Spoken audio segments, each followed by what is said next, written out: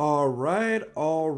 Welcome to the Nate Real Midwest Podcast, Season 2, Episode, let me say it correctly, Episode 2. Episode 1 was tomorrow. Today is Episode 2. I am so glad that I'm with you guys today. And let's get this thing started. Now, there is breaking news that is happening in the state of Minnesota. Governor Walz, or as most people like to call him, Tampon Tim, has dropped out of the race for his third term. He is finished and done. Congratulations, Nick Shirley. I am so glad that I got to work with you on everything and stuff. So happy. I felt a fight well done. Congratulations, sir. I'm so glad I got to meet you. Everybody's wondering, how does Nathaniel M. Olson feel with being on Fox News and now Tim Walz dropping out? Let me tell you how I feel and stuff. I feel like Tim Walz could have had a very open and honest relationship and stuff with people that were wanted to vote for him. I don't understand why people wanted to vote for him. I really don't understand that. I don't. And then people say, yes, I would vote for this man again. Okay, here's the problem I have if you want to vote for this man again. The fraud that this man is committing right now is outrageous. It's literally outrageous, okay? Yeah, he's all in with the fraud. The Department of Human Services is all in with the fraud. Okay, this is my question. Do you guys really believe that the Department of Human Services gives a frick about this fraud?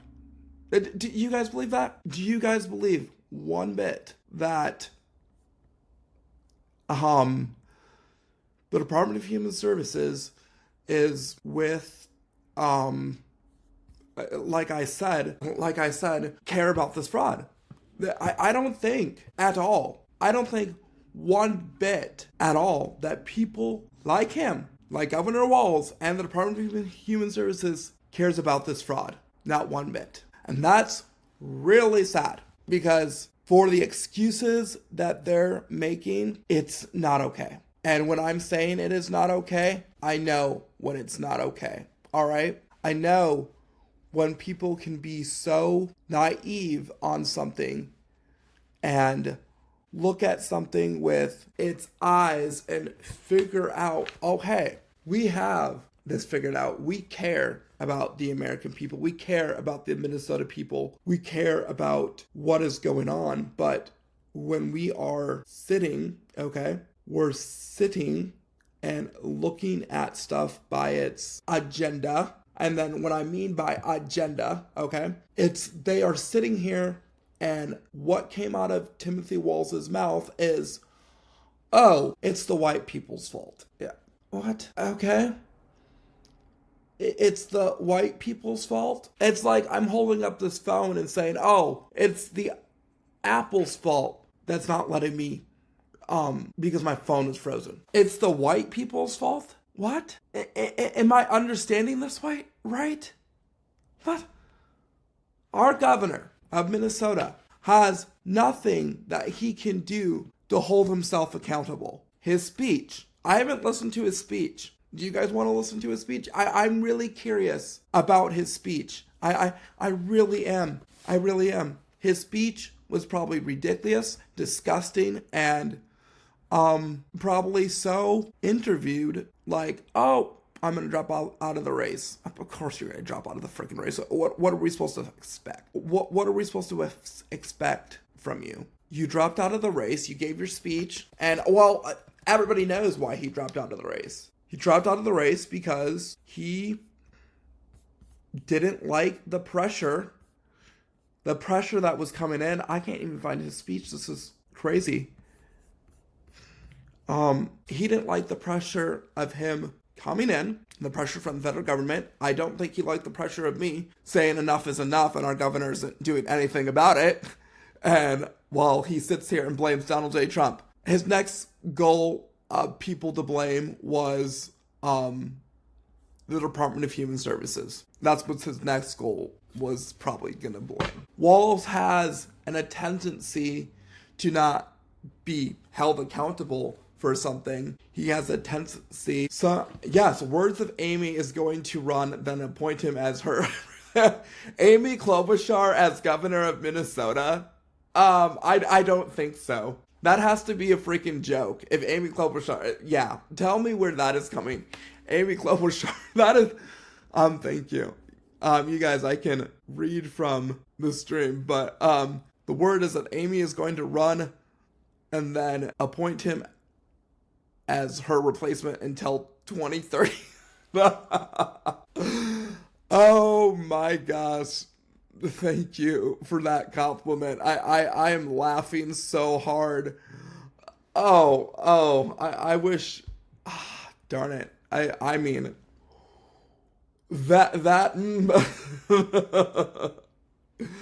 so Amy wins, replaces him, and then Amy Klobuchar is our governor. That's just thinking how worse Minnesota would actually get if Amy Klobuchar was our governor. Just imagine, this woman does not know how to speak. She cannot speak on anything.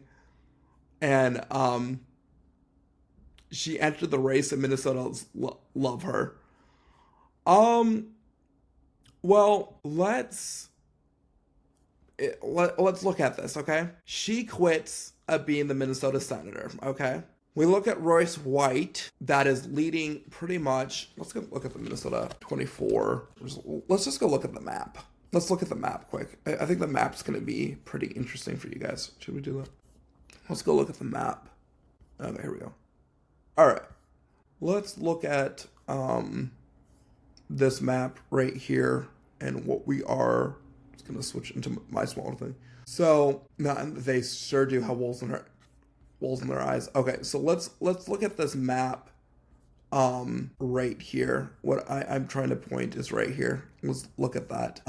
So this explains everything. Royce White flipped 26 counties. Mankato went red. Rochester went red. So you can see Minnesota is mostly red, but the cities are the ones that we have the problem and stuff. That is the problem with, Royce White is running for Tina's spot. Exactly. But the problem is with the red, you can see he flipped 26 counties. He flipped Rochester and he flipped Mankato. He flipped other 26 counties, but if he can flip more, I think he has a chance defeating Tina Smith in everything. That's just my opinion. So you can see Minnesota is mostly red, but it's just Hennepin County is the one that is the problem. And Trump did really well in Hennepin County. In my opinion, I believe that I don't think Minnesota would go red. I really don't think so. Now, excuse me, I don't think Minnesota would go blue. I'm sorry. I really don't think so. I think Minnesota would, I think Minnesota's slowly waking up because Nick Shirley and I pushed Walz to his freaking limit, and I think he's angry of everything. Oh yeah, he's way better. Exactly. I like Royce White, but it's different what I believe in, so everything that I've second guessed. So yeah, it's a very interesting pattern. Very interesting pattern. So I'm reading something off of my phone. Very interesting. I should read this very carefully and very discreetly. What Tim Walz said. I just wanted to read this, and it's very interesting what he said. So, this is what he said, and I think this is the joke. This is a joke, and the reason why I'm going to say this is a joke, ladies and gentlemen, there is no way that this man can sit here and pose this idea of what he just posted. And ladies and gentlemen, this is what he just posted. Ridiculous. It's just solely ridiculous. Let me make that much easier for you guys to see. I'm gonna read it from my phone. You guys can read it from the screen. Today, Minnesota has to come first. Always. Okay? First of all, false. Minnesota has never became first, okay? Today, I am proud of the work we have done to make Minnesota the best place to live and raise kids. I decided to step out of the race and let others worry about the election while I focus on work. Huh!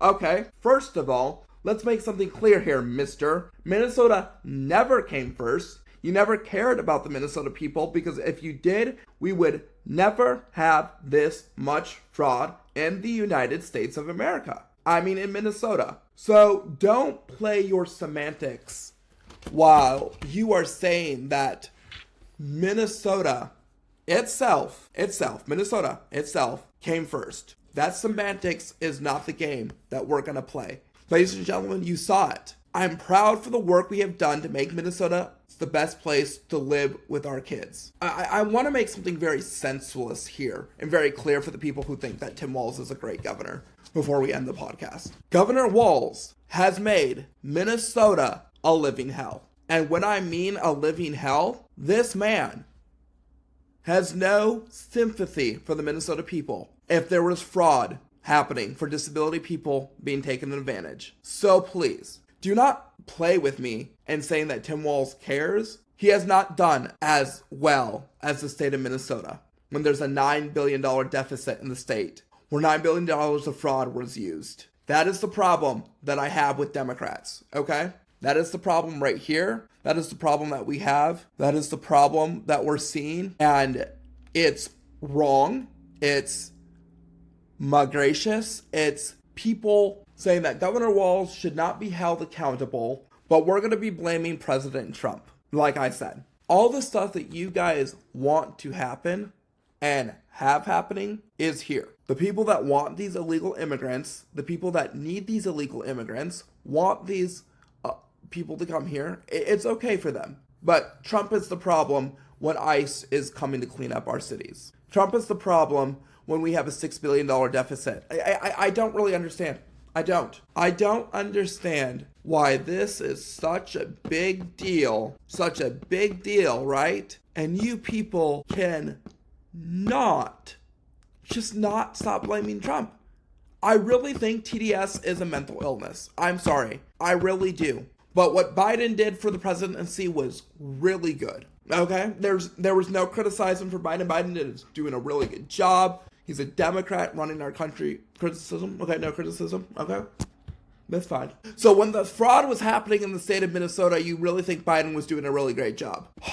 I can't understand why people want to take Walz's side. Why? Let me make something clear for the people that want to vote Democrat and the people that want to blame Donald J. Trump. I hope you know, if none of these ICS homes gets cleaned up and this fraud stops, a lot of these people are going to be homeless because some of these people do not have families. So before you want to blame Donald J. Trump, you have a bed to sleep in, and that bed is not going to be taken away. Some of these people's beds are temporarily right now.